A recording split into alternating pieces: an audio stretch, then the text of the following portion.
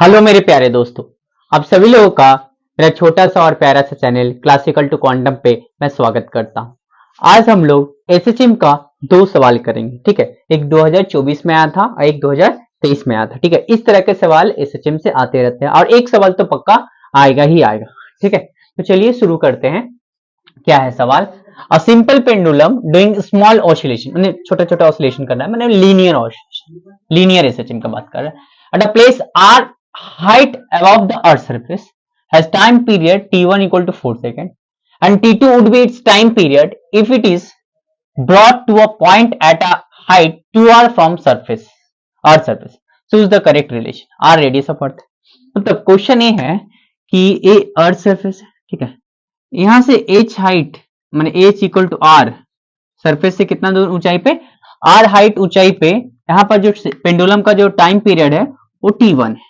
ठीक है, और फिर बोला कि जब हाइट में चेंज करके ए पॉइंट में ए बोल रहा हूं।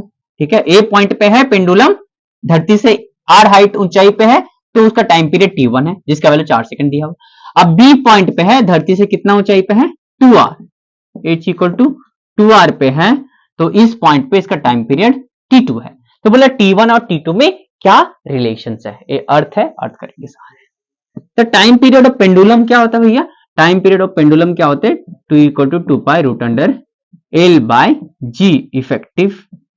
ठीक है, अच्छा, तो एक काम करना पड़ेगा। ए पॉइंट पे मुझे सबसे पहले ए पॉइंट पे मुझे क्या निकालना होगा? एक्सीलरेशन ड्यू टू ग्रेविटी निकालना होगा, जी फाइंड करना होगा। तो जी का फॉर्मूला क्या है? ऑल्टीट्यूड वाला। तो ए फॉर्मूला था g equal to g dash equal to g 1 plus h by R का होल स्क्वायर। जी एच लिखते हैं, अगर एच हाइट पे चाहिए धरती का, धरती से एच हाइट ऊपर चाहिए, एक्सीलरेशन ड्यू टू ग्रेविटी, तो जी H equal to ji bye 1 plus h by R का होल स्क्वायर। जी क्या है?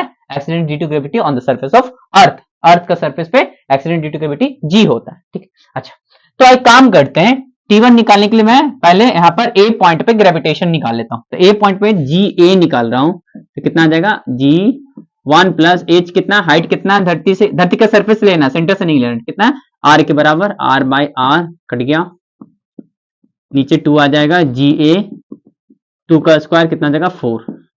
ए पॉइंट पे कितना आया? Acceleration due to gravity G by 4 आया। तो T1 जो मेरा हो जाएगा वो कितना आ जाएगा? 2 pi root under L by G by 4। 4 ऊपर चल जाएगा, T1 equal to 2 pi root under 4l by G. Equation number 1 इसको बना के रखते हैं, इक्वेशन 1 बना के रखते हैं। अच्छा, अब हमको T1 मिल गया, अब T2 चाहिए। T2 चाहिए तो उसके लिए मुझे B पॉइंट पे एक्सेलरेशन ड्यू टू ग्रेविटी निकालना होगा, सेम फॉर्मूला को इस्तेमाल करके। एच का वैल्यू वहां पर कितना लेना है आपका?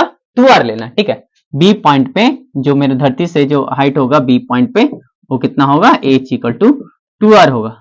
तो acceleration due to gravity B point पे कितना हो जाएगा? g by 1 plus H by R का होल स्क्वायर।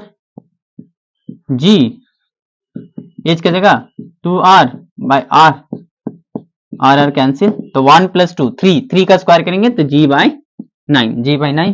तो इसका टाइम पीरियड T2 बोला है, तो T2 निकाल लेते हैं इधर में। चलिए यहां पर निकाल लेता हूं। ठीक है, T2 2 pi root under L by ji effective, g effective की जगह जी बाय 9 ऊपर चला जाएगा, T2 equal to 2 pi 9l by g. अब एक काम करते हैं, T1 और T2 को डिवाइड कर देते हैं, तो दोनों के बीच में रिलेशन आ जाएंगे। ठीक है,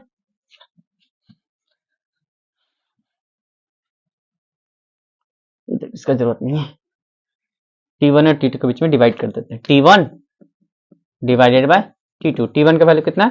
2 pi root under 4l by g, और ये कितना? 2 pi root under 9l by g. 2 pi cancel. अच्छा, ये क्या हो जाएगा? Root 4l by g into g by 9l। ठीक है, रूट a बाई बी है, यहाँ पर रूट c बाई डी है, तो ऐसे लिखते हैं ना, रूट a बाई बी आए d बाई सी। ठीक है, तो एक g cancel, L L cancel, sorry L L cancel, तो रूट अंडर 4 बाय 9 है, कितना देखो 2 बाय 3। तो T1 बाई T2 मेरा जो आया भैया 2 बाई 3, तो 3T1 इक्वल टू 2T2, ऐसा कुछ है?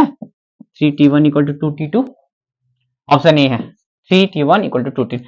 सवाल बहुत ही आसान था। ठीक है, इसमें जस्ट टाइम पीरियड का फॉर्मूला आपको याद रहना चाहिए था। ठीक है, और acceleration due to gravity altitude के अनुसार हम लोग कैसे फाइंड करते हैं, वो फॉर्मूला आपको आना चाहिए था कि एच हाइट ऊपर धरती का ऑल्टीट्यूड का फॉर्मूला कितना होता है। तो हाइट दिया हुआ था, बैठाते दो प्लेसेस पे आपका जी निकलता, फिर T1 और T2 का रेशियो निकाल लेते, आई मीन डिवाइड कर लेते तो आ जाता।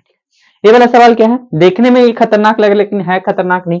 ये वाला तो सवाल इससे भी आसान है, जस्ट फॉर्मूला बेस्ड है। क्या है देखिए, ये सवाल क्या बोला, सरफेस ये जो है ना वो फ्रिक्शन लेस है, ठीक है। दो स्प्रिंग्स है, दोनों का स्प्रिंग कांस्टेंट K1 K2, एक छोटा सा ब्लॉक कनेक्टेड है जिसका मास m है, ठीक है। तो time period of oscillation of mass m, ये जो मास है ना ऑसिलेट करेगा ना, ऐसे ऐसे ऑसिलेट करेगा, तो उसका टाइम पीरियड पूछा है। तो सबसे पहले जो टाइम पीरियड का फॉर्मूला होता है ऐसे केस के लिए 2 pi root under m by k effective, spring का k इफेक्टिव निकालना पड़ेगा। तो अब पता करना होगा कि स्प्रिंग जो है सीरीज में की पैरेलल में, तो सीरीज में रहता है तो स्प्रिंग, एक स्प्रिंग ऐसे ए स्प्रिंग और दूसरा स्प्रिंग ऐसे जुड़ा रहता है, लेकिन ए वाला स्प्रिंग तो जुड़ा हुआ नहीं है, ए इस बीच में ब्लॉक है, तो ये दोनों जो स्प्रिंग है भैया वो पैरेलल में है। किसमें है?